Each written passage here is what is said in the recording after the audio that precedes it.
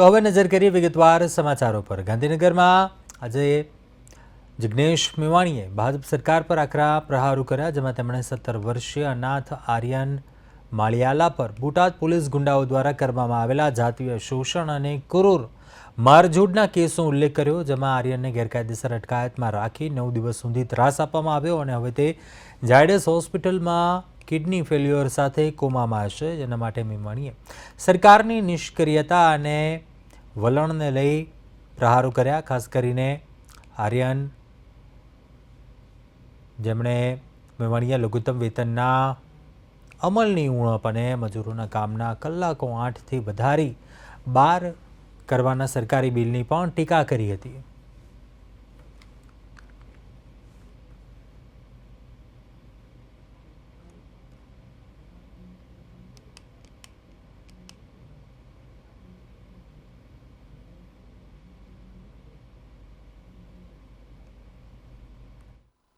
બોટાદની એક અત્યંત ચોંકાવનારી ઘટના સામે આવી છે।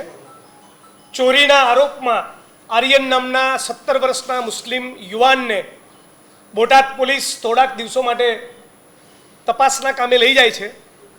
એના ઘર પરિવારને જાણ કરતી નથી, એના સગાવાલાને જાણ કરતી નથી અને સૂત્રો પાસેથી મને મળેલી માહિતી પ્રમાણે સબ્જેક્ટ ટુ કરેક્શન, ભૂલ થતી હશે તો હું સુધારીશ, પણ સૂત્રો પાસેથી મને મળેલી માહિતી પ્રમાણે બોટાદ પોલીસના કેટલાક પોલીસ કર્મીઓએ નશાની હાલતમાં આ 17 વર્ષના આર્યન નામના મુસ્લિમ યુવાનને એટલો બધો માર્યો અને એના ગુપ્તાંગમાં દંડા નાખી દીધા અને અત્યારે એ જીવન મરણ વચ્ચે એ બહુ મુશ્કેલ પરિસ્થિતિમાં ઝાયડસ હોસ્પિટલમાં એડમિટ છે।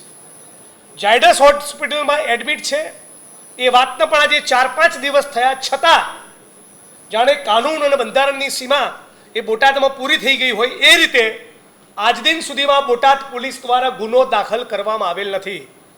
બોટાદના જિલ્લા પોલીસ વડા સાથે મેં 2 વખત વાત કરી, પીડિતોના સગાઓ સાથે વાત કરી અને મારી ટીમમાંથી 2 માણસો ઝાયડસમાં આ ભોગ બનનાર આર્યનને મળવા ગયા અને એનો વિડીયો પણ લીધો છે। એ છોકરો સ્પષ્ટ કહી રહ્યો છે કે આખી રાત બોટાદ પોલીસે મને માર્યો છે અને એના પગમાં સાથળના ભાગે, તળિયાના ભાગે એટલો બધો માર માર્યો છે કે એમના સ્વજનોના કહેવા પ્રમાણે કદાચ એને ગેંગ્રીન થઈ ગયું છે અને ગેંગ્રીન થાય, હું નથી ઈચ્છતો કે એવું બને, પણ ગેંગ્રીન થાય તો આપણે જાણીએ છીએ એ માસૂમ બાળકનો પગ પણ કપાવવો પડે। તો આ હદનું અમાનવીય કૃત્ય એ આપણા ગુજરાતની પરંપરા ન હોઈ શકે। એટલું આપ સૌ મીડિયાના મિત્રોના માધ્યમથી હું માગણી કરું છું કે રાજ્યના ગૃહમંત્રી, રાજ્યના ડીજીપી તાબડતોબ આનો કોગ્નિઝન્સ લે અને આર્યન ઉપર હુમલો કરનારા કોન્સ્ટેબલથી લઈને એસપી સુધી જે પણ અધિકારીઓ આમાં ઇન્વોલ્વ હોય એ બધાની સામે લાગુ પડતી કલમો હેઠળ ગુનો દાખલ કરી એ બધાને તાબડતોબ સસ્પેન્ડ કરી દેવા જોઈએ। બીજી બાજુ અમે લોકો સુપ્રીમ કોર્ટ પણ આ મુદ્દે મૂવ કરવાનું વિચારી રહ્યા છે અને પરિવાર સાથે સંકલનમાં રહી, એટલે આશા રાખું છું કે રાજ્યની સરકાર 24 કલાકમાં આર્યનને એના પરિવારજનોને ન્યાય આપે। એક એવો માસૂમ દીકરો છે જેના મા બાપ પણ નથી। બીજી વાત કરવાની હતી, આજે ફેક્ટરીઝ એક્ટમાં જે રાજ્યની સરકાર સુધારો લઈને આવી, આપણે જાણીએ છીએ કે સમગ્ર ગુજરાતમાં સરકારી કચેરીઓમાં, ખાનગી એકમોમાં, ફેક્ટરીઓમાં, કારખાનાઓમાં ક્યાંય પણ લઘુત્તમ વેતન લાગુ પડતું નથી। સરકારી કચેરીઓ જુઓ તમે, જિલ્લા સેવા સદન જુઓ કે સર્કિટ હાઉસ જુઓ, મોટાભાગના આઉટસોર્સિંગ ને કોન્ટ્રાક્ટના કર્મચારીઓને મિનિમમ વેજ આપતા નથી, સેલરી સ્લીપ આપતા નથી, એનો પીએફ કાપાતો નથી। આ ભયંકર શોષણ જ્યારે ઓછું હતું એમ કામદારોના કામના કલાક ઘટાડીને 8માંથી 6 કરવાના બદલે પૂંજીપતિઓની ચાપલૂસી કરવામાં માનતી, ઉદ્યોગપતિઓની ચાપલૂસી કરવામાં માનતી આ ગુજરાતની ભાજપ સરકાર ગુજરાતના શ્રમજીવીઓનું મહાભયંકર શોષણ કરવાના બદ આશયથી કામના કલાકો 8માંથી વધારીને 12 કરવા માટેનું, 12 કલાક સુધી લઈ જવા માટેનું બિલ લાવી છે। બિલમાં એવી પણ જોગવાઈ કરી છે કે બહેનોએ પણ રાત પાળીમાં કામ કરવાની છૂટ મળશે। અનેક અભ્યાસો પરથી પ્રસ્થાપિત થયું છે કે કામના સ્થળો પર દીકરીઓની, બહેનોની, માતાઓની સુરક્ષા નથી।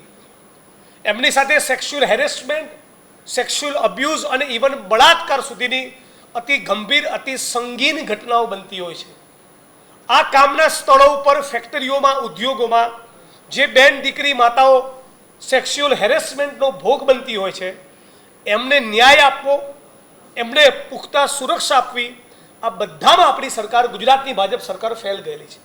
અત્યારે સ્કેન્ડિનેવિયન કન્ટ્રીમાં, હમણાં હાઉસમાં હું બોલ્યો કે યુરોપના કેટલાક દેશોમાં, સ્કેન્ડિનેવિયન કન્ટ્રીમાં એવી ડિમાન્ડ છે કે સોમથી શુક્ર જ કામ કરીશું, એ પણ દિવસના 6 કલાક. પણ ગુજરાતની સરકાર એવી વિચિત્ર છે કે કામના કલાકો ઘટાડીને 8માંથી 6 કરવાના બદલે 12 કરવા માંગે છે. એટલે આ એક અમાનવીય, ગેરબંધારણીય અને શ્રમજીવીઓની ભયંકર શોષણ કરનારો કાયદો છે. એનો કોંગ્રેસ પક્ષ વતી, ગુજરાતના એક નાગરિક અને ધારાસભ્ય વતી હું સખત શબ્દોમાં એની ટીકા કરું છું, એને વખોડું છું અને રાજ્ય સરકાર જોડે માગણી કરું છું કે કોઈ પણ સંજોગોમાં આ બિલને પરત ખેંચવું જોઈએ. ઇન્ટરનેશનલ લેબર ઓર્ગેનાઇઝેશન ILO અને WHO, વિશ્વ આરોગ્ય સંસ્થાએ સાથે મળીને 2021માં એક રિપોર્ટ પ્રકાશિત કર્યો. એ રિપોર્ટના કહેવા પ્રમાણે છેલ્લા 5 વર્ષમાં 8થી વધુ કલાકો કામ કરવા બદલ દુનિયામાં 7.44 લાખ શ્રમિકોના મોત થયા. શું ગુજરાતની ભાજપ સરકાર એવું ઈચ્છે છે કે ગુજરાતનો શ્રમજીવી કેમિકલની ફેક્ટરીઓમાં, ઈંટોના ભઠ્ઠાઓમાં, કન્સ્ટ્રક્શનની સાઇટમાં, અકીકના કારખાનાઓમાં અમાનવી પરિસ્થિતિમાં જે કામ કરવા મજબૂર બન્યો છે, એ પણ હૃદયરોગ અને અન્ય જીવલેણ બીમારીનો ભોગ બની બીજા મજૂરોની માફક મોત વાલું કરે? રાજ્યની સરકાર ખરેખર જો સંવેદનશીલ હોય તો તાબડતોબ આ ફેક્ટરી એક્ટનો સુધારો પાછો ખેંચવો જોઈએ.